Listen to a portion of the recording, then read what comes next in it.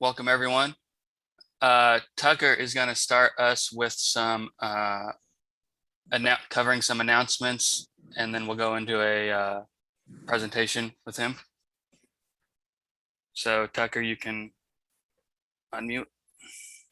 Hey, thank you so much, Brant, and thanks everyone for being here. I think I know everyone, but my name is Tucker LaPrade. I'm the Pathfinder District Director. Good to be with you all tonight, even if virtually. We are recording this, so if you have others in your unit that would love to watch this, just go ahead and encourage. We'll post that on Facebook. Unfortunately, tonight, this is not going to be the wonderful, glossy Matthew Kennedy show. This is myself and Brant trying to do the best we can.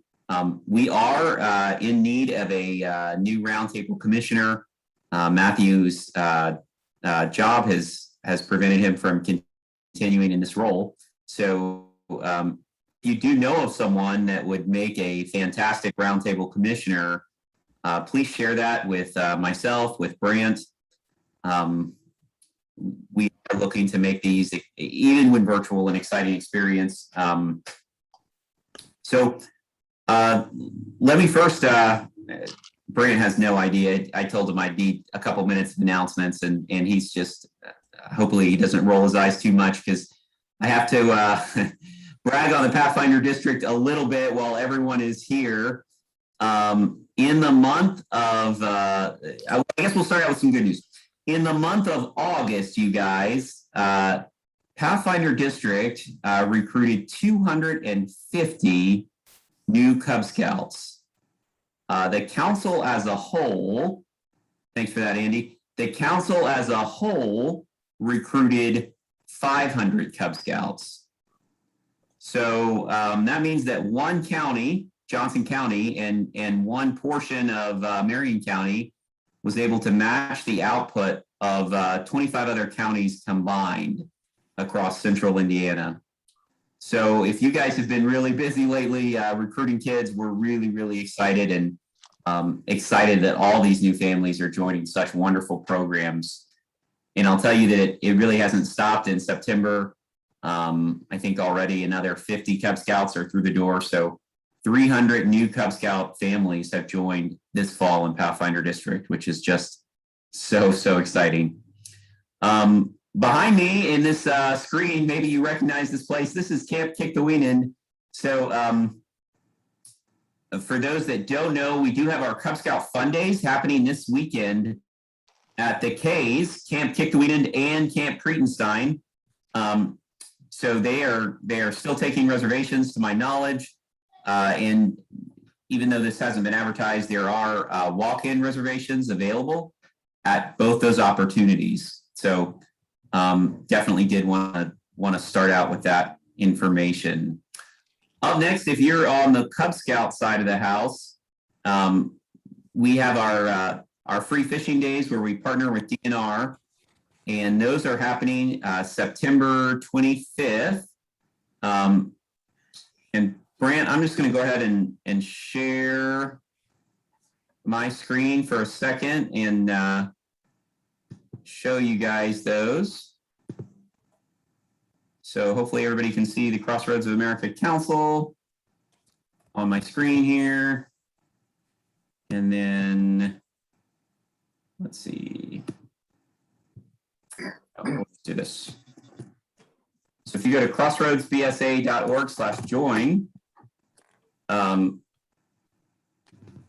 you can, and then scroll down, you can see all the locations for the September 25th free fishing day.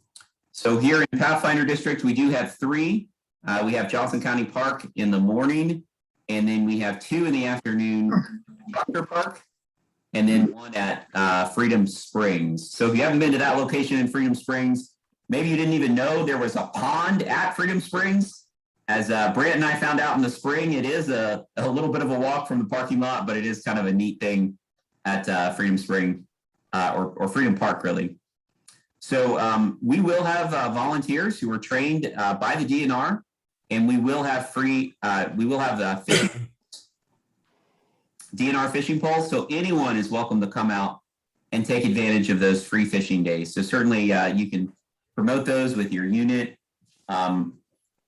Also, please remember, while we're on the subject of fishing, that everyone who joined in the fall should have received a coupon for a free fishing pole from the Crossroads of America Council. And of course, they picked that up from the Crossroads Outfitters store. However, one thing that we've noticed is that even though we've signed up in Pathfinder districts, let's say 300 Cub Scouts, maybe only a handful of people have actually come to the store to pick up their free fishing pole.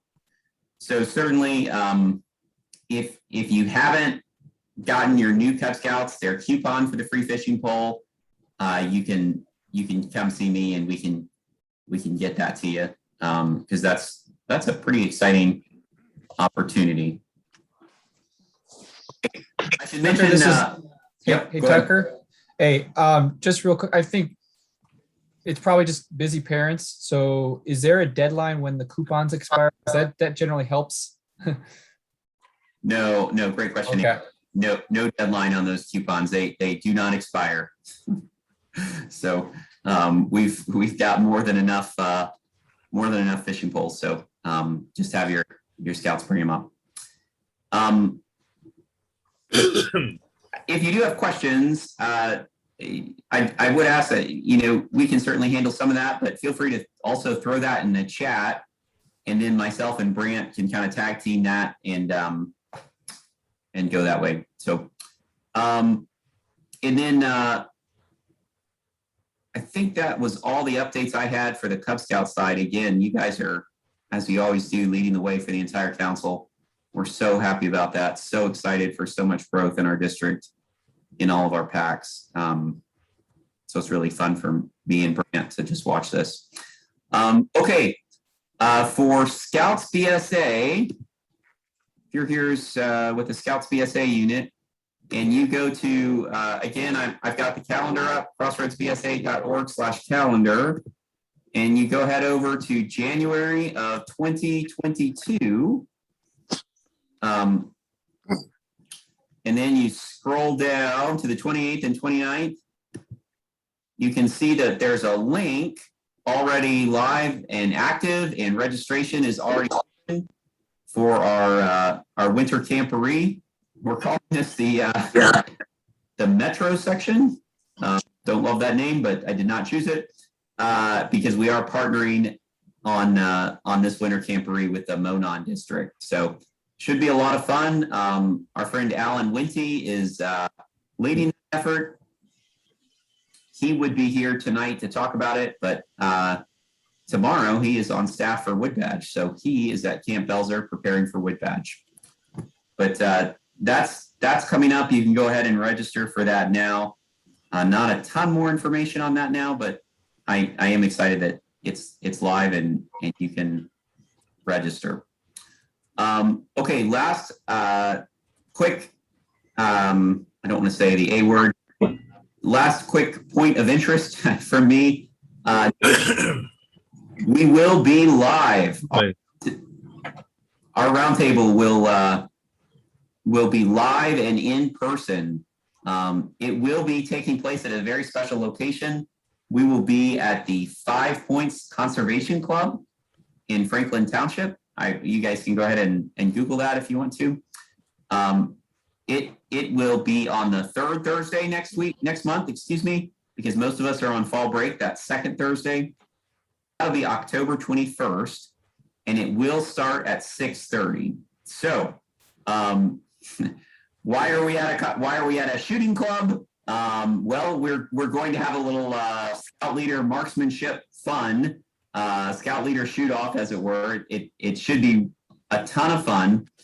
And we've planned a really fun roundtable because before we get into the shooting sports side of that roundtable, we are going to be talking about the Family Friends of Scouting campaign.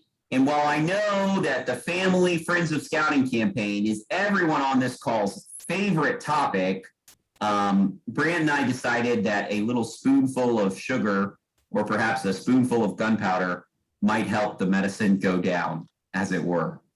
So we would invite you to please send one representative to that roundtable. If you're on the call, we hope it's you. You could probably send a couple. At that roundtable, we will be looking for the date that you would like to have your family Friends of Scouting presentation. We'll talk to you about a goal for your unit, and then you'll get to shoot.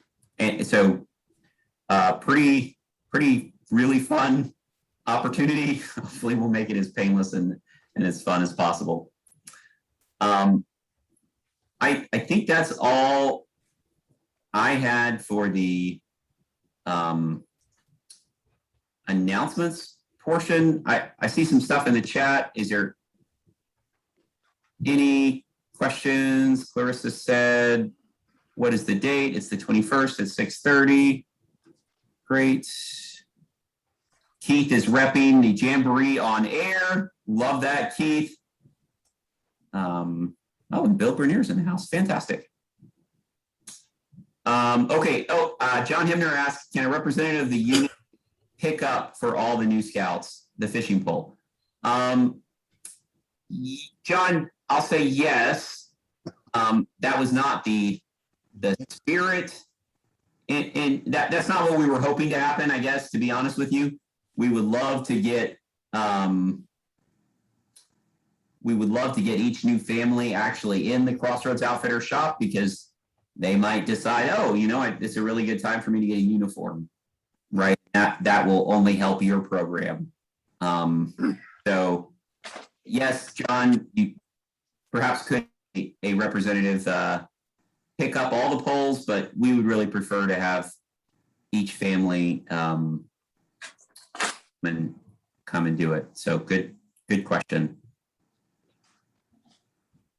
All right. Well, the real meat and potatoes of this roundtable is hopefully you guys will get some amazing information from Brant, who is a whiz at my.scouting tools. And Brant, I'm going to ask if we can make a quick change on the fly. I'm going to stop sharing. Since I've been talking for like 10 minutes, do you want to go ahead and do your portion? And then we can circle back to my portion with the United Way and bullying awareness at the very end. Yeah.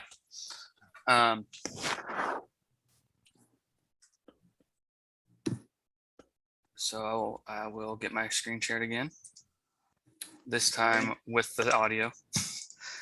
While Brant is sharing his screen, I have to continue to brag on Brant. He is doing such an amazing job as our district commissioner. And you guys are, like, all the stuff that he's going to show you about my.scouting, just be prepared to have your minds blown, because when he showed me all this stuff, I was amazed. All right, sorry. Go ahead, Brent. Take it away. So one of the big things coming up is new internet recharter system. So the full information for that isn't out yet, but this is a promo video on it. There's going to be more training materials coming out this month, and then we can share it. And probably have a more detailed dive next month when those materials are out. But just to give you an idea of what's coming, this is a promo video of it.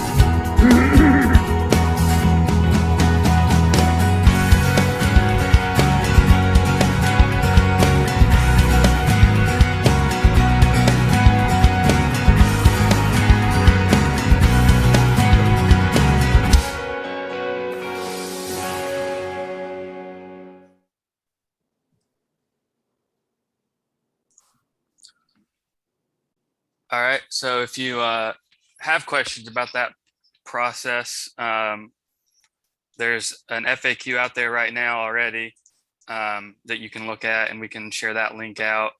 And if there's further questions, let me know and I'll try to get answers for when we cover it next month and get into the process. So the big thing is that the system should be available October 15th.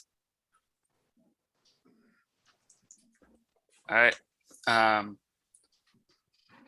So some other things that we wanted to share, and this is going to be more of a live demo. But wait a minute, Brandon, I have a question. Uh-huh. So are you telling me that to do a recharter, I will not need an access code? I can just log in? Right. No, there's no access codes this year. It's based on the key 3 roles. So if your key 3 roles aren't right going into the process, we'll have things that we ideally should work out ahead of time to get those right first. But that does lead into one of the things that we'll cover in this session. And maybe I can even start with that since you prompted into it. So one thing that's new that you might not know about, it came out earlier this year. You'll find it in the roster section for your unit, is Position Manager. So managing functional roles has always been there. So if you want people to have access to training info, there's the training chair. If you want them to be able to upload advancement into Scoutbook, that's the unit advancement chair. And those aren't registered roles. So historically, those have reset each year. And then if you have key 3 that aren't necessarily computer savvy and want someone else to do it, that's where a key 3 delegate or a COR delegate would come in. But the big new thing is registered position management. And this can be done by the COR, or if they set one up, the COR delegate. So in the past, when you wanted to change from being a committee member to being a Scoutmaster, you had to do a paper application and then hope that that paper application got processed in a timely manner. Now, That your district executive didn't lose your paper application, you mean, Brant? Yeah, that too. So instead, your COR or the COR delegate can go in, and for all the positions except for the COR or executive officer, because those have different approval processes, it's just a drag and drop. So if I wanted to become Scoutmaster and Paul didn't, then you'd drag Paul out, drag someone else in, and then you would save. I don't actually want to make that change. And I have that access because I was set up as a COR delegate to do that. But then you could just save, and then it instantly takes effect. No application processing, no waiting on things to happen. Like the worst case that happens here is the sync to Scoutbook is overnight. So changes will show up here pretty much immediately, but then they will take effect in Scoutbook the next day normally.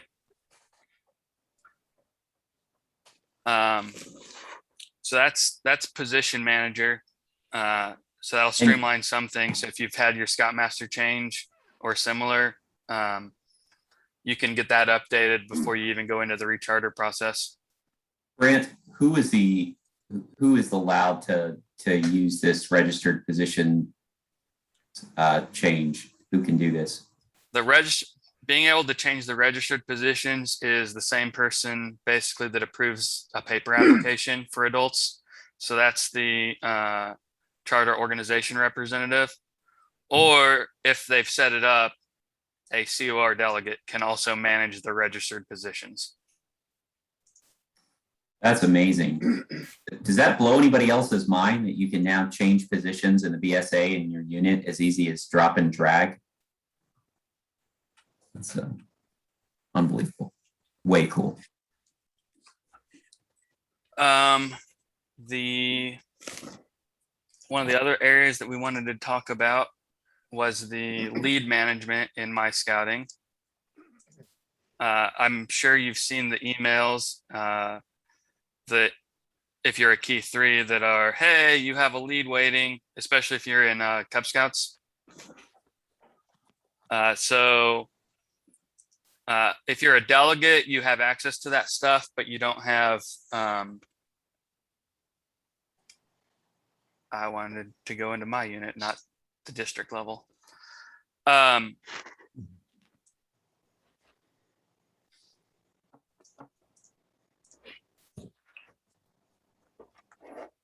it got cleared up. Or wait, that's the wrong page. There it is. So leads come in from a few different places. They'll come in from the Be a Scout site, and that's the national site that collects leads. You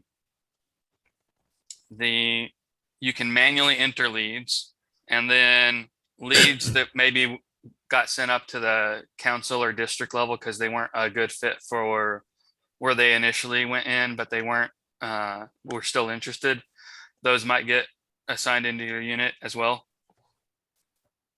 So I have a dummy lead that I had put in yesterday.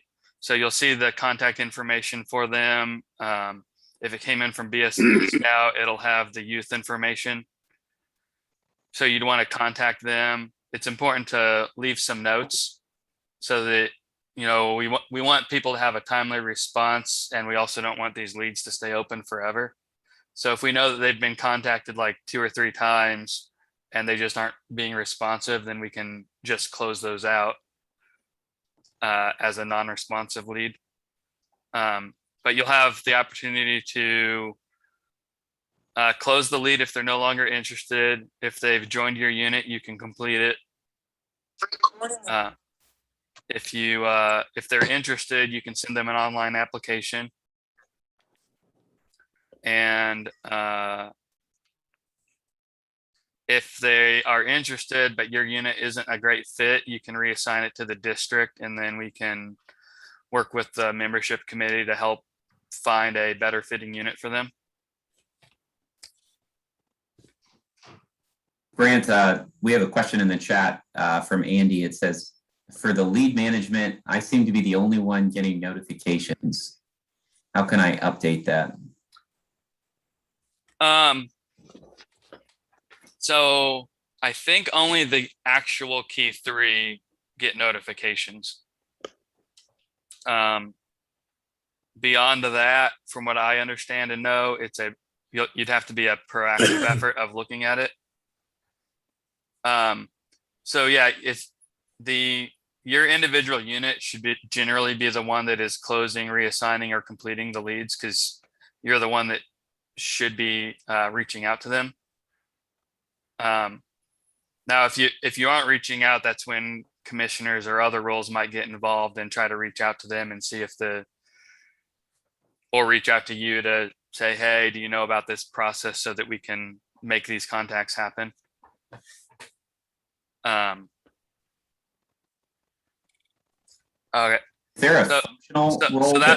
So your question about who gets notified, I might need to take some follow up on that and get a more definitive answer.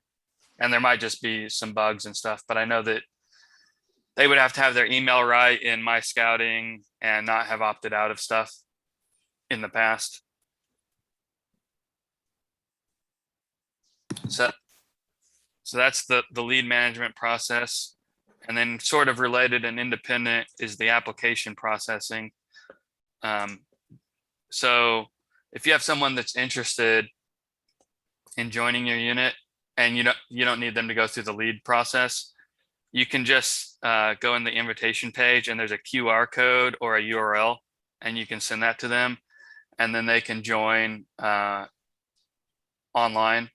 Now, what the online process doesn't do is unit dues. So if you want unit dues to be handled before you accept them, in the case of a youth application, the unit leader would have to make sure they've done an out-of-band payment before they approve it.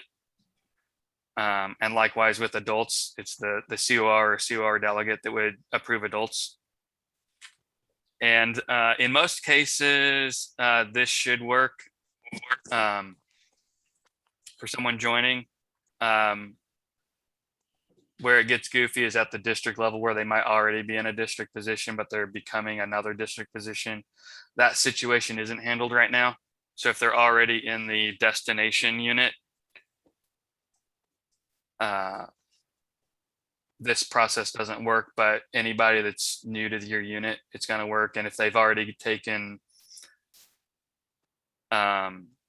training in the case of an adult, it's going to be linked up to their My Scouting training information already using that online application process.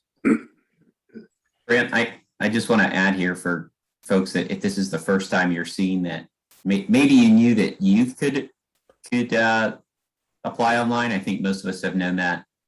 But the fact that adults can apply online is really, really exciting. Because as you know, so what we typically do when registrations come in is we always process the youth registrations first, just because they have priority. So sometimes those adult registrations can sit for a minute. This is an instantaneous process. Some of the bugs that I've noticed, not bugs, but just things to think about, I guess, is that most units, I would probably guess most units here on this call will pay for adult registrations. You can't really do that this way. The system will prompt the person applying to pay. There's no way around that. But what I would just, what we've done in my individual home unit in Indianapolis is just, hey, if you pay for your adult registration, reimburse you for it, right? It's so much faster. It's so easy. The one thing that I would tell you though, and I think Brant touched on this, is you may need to, before you embark on this grand scheme of having all your adults apply online and having drag and drop, change positions and all that wonderful stuff, just have a conversation with your COR, your charter representative, and make sure they understand the process. Just, maybe make sure they can log into their My.Scouting and they can see the application manager and the roster, so they know how to manage that stuff. But it is, when this gets clicking right, it makes your life so easier. And then Brand, I did just want to make one more, just emphasize one point that you made. Please, please, please put notes as you're contacting leads. Brant and I do look at these leads in My.Scouting. And it's very helpful if there's a paper trail, like, maybe they applied for PAC 265 and Andy called them and they never answered, and then he emailed them and they never answered. And so that way we kind of have a paper trail, and we will do, Brant and I will return that favor to you. If we're contacting leads, we'll put information in there. Spoke to them and this is what they said. So Brant, we've got a question in the chat that says, if an adult leader applies online, how does the COR approve the adult application? Do you want to show that process? I don't have something in a state to share that, but I can talk about it. So similar to the lead management process, you'll have buttons down here. And so the COR is going to have an approve button on the application. So if parent scouter were to apply, they would be sitting in the applications list here, and the COR or COR delegate will have a approve button on that application. And that application is also gonna show the details on if they've taken the YPT training yet. So I believe it's actually integrated enough now that it won't even let you approve it if they haven't taken the youth protection training, since that's a requirement. And the only situation I'm aware of where it isn't basically an instant approval for adults once that COR approval is there is you have those 6 background check questions that are a corollary to what's on the paper application, that are, have you had a criminal history and things like that.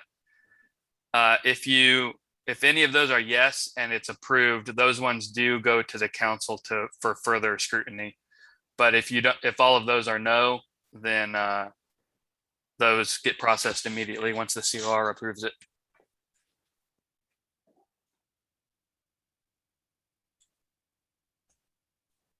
And the other thing we wanted to show you that's related to this application process that is useful, especially at crossover time, is the transfer functionality.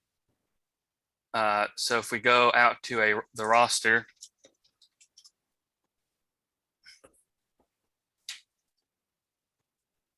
for a unit,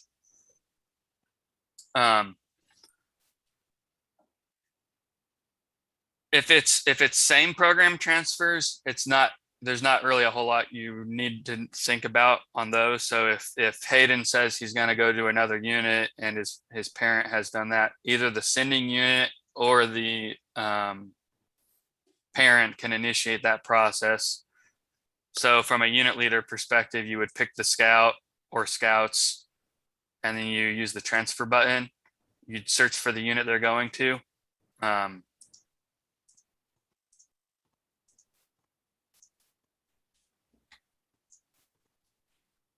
So maybe he moved to a different geography and is going to Riverside United Methodist Church. You could pick that, and that'll create an application online, very similar to the new application process, and it'll sit in the approval queue for that unit. And then once they're approved, it goes in immediately, and then the next day they're moved in Scoutbook when that sync process happens. And the only thing to be mindful of in particular is a cross-program transfer, like at crossover time, because once they're moved into a Scouts BSA unit, you can't use the Internet Advancement tool to report their Cub Scout advancement anymore. So in those situations, make sure you've entered their advancement information before you transfer them.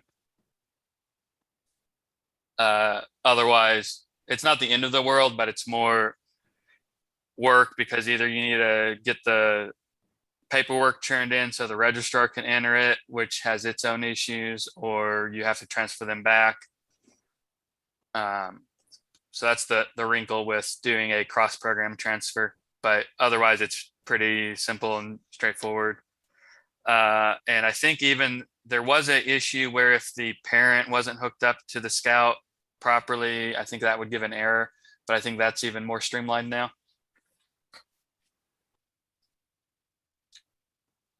No, there's not a pull function. So you can't pull from another unit. The closest to that would be the parent doing the transfer. But a lot of times parents don't have a My Scouting, or don't know the ID associated to their parent record to be able to access that. Brent, what about going from a troop to a crew or a ship? As far as I know, that works the exact same way. So you'd go in the roster, pick the person, hit transfer, pick the destination unit. It'll go into the approval queue for. I mean, as far as the advancement side, because if they've achieved first class in the troop, they can finish advancing in a crew or a ship. So, but how does that roll over?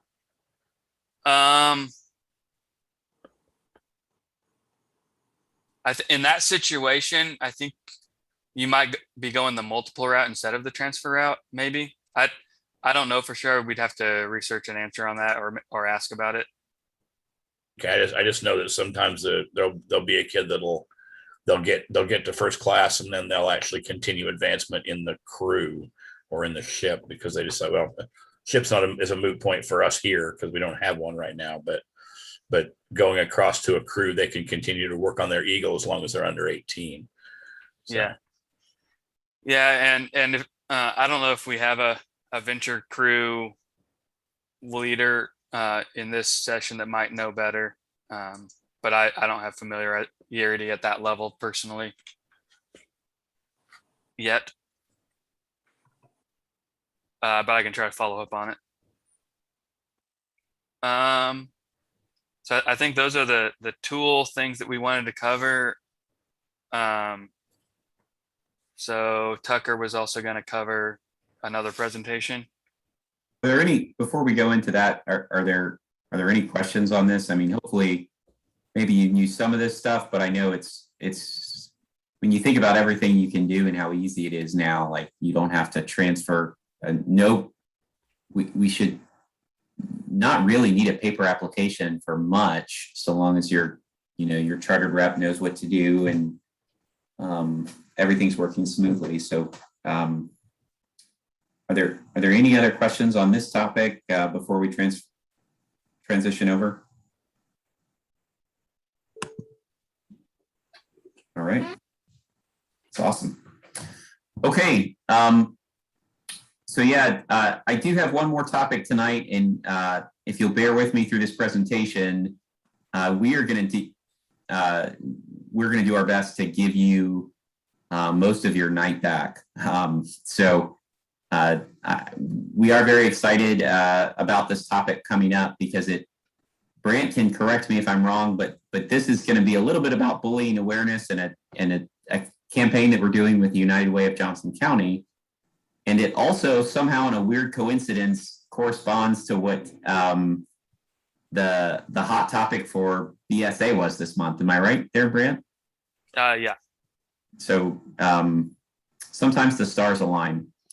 So just to give you a little bit of background about this, the United Way of Johnson County received some grant funding from Lilly, and one of the things that they wanted to do with some of this money was to address mental health in children. I think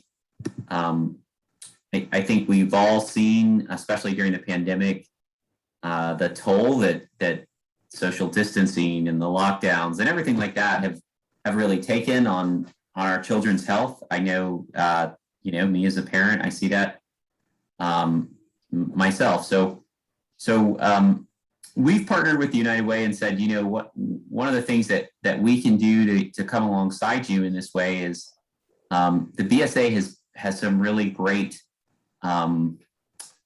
anti-bullying material. And so we talked to the United Way and said, well, of Johnson County, what if we could have this as a focus point for all of our unit leaders, our 770 plus the dishes or the dishwasher unit leaders in Pathfinder District, have this as a focus, and how could we really change the culture and affect really make a change for the good for this topic. So Brand, if you went to the next slide. She's doing this right. Maybe just if you're unmuted, just go ahead and mute your microphone. So there, like I said, there is a lot of wonderful bullying awareness material that's suitable for both adult leaders and for kids. And I just invite you guys to go ahead and take a look through all these materials at your leisure. You can find them, as you can see here, at scouting.org/training/youth-protection/bullying. Let's go ahead and check out the next slide. So I think we already talked about some of the impact of what we can do when we sort of change the culture here. And let's take a look at the next slide. So I want to show you guys, maybe some of you remember there was actually a really wonderful like 12 or 13 minute training on kind of preventing bullying that that was, I believe it was part of the youth protection segments. They kind of, as you've realized, they sort of switched some of those segments in and out. So this next screen just shows you how to access that. So you log into your My.Scouting. It's in the youth protection side. And then there's that bullying segment. So we want all of our leaders here in Pathfinder District to go ahead and just refresh. Again, I think it's so important that we are all aware of this and we're tracking this and we're thinking about this and we're teaching our scouts to be upstanders, because we know that there's tons of studies out that kids that are bullied will themselves go through a lot of issues, and then kids that in turn bully will also have a set of issues. So what a difference that we can make by making this a focus for our units. Go ahead to the next slide. Okay, that's just about the course. Okay, so again, here's some more resources from the BSA. You may not have known this, but there's this little bullying prevention guide that is appropriate for, developed by BSA. It's appropriate for you to go over with your DIN, with your patrol, in a pack or a troop setting, and ask some of these questions and go over some of these things. So I don't know if there's another slide. Okay, so we're going to go ahead and have this bullying awareness portion as a part of our roundtable, every single roundtable until the end of the year. Tonight was just to give you a broad overview and show you the resources that the BSA has and has developed for you in your units. And we'll be going more in depth in these and in these topics in the roundtables to come. So that's all I had on that. And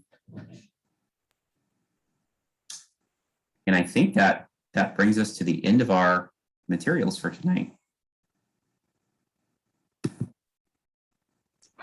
Yeah, if you're interested in getting involved in roundtables or commissioning, or just want to help out or have suggestions, you can reach out to me. That's at brant@gurganis.name to email, or phone at 317-313-8270. So we'll should get the recording saved here, and I'll get it posted and include links to some of the resources that we pointed to. And don't be afraid to reach out if you need help with anything. We'll look forward to seeing the district that has recruited 300 Cub Scouts so far to date, and see how many more we've recruited and all the lives that you're going to change next month at our roundtable at the 5 Points Conservation Club on the 21st of October.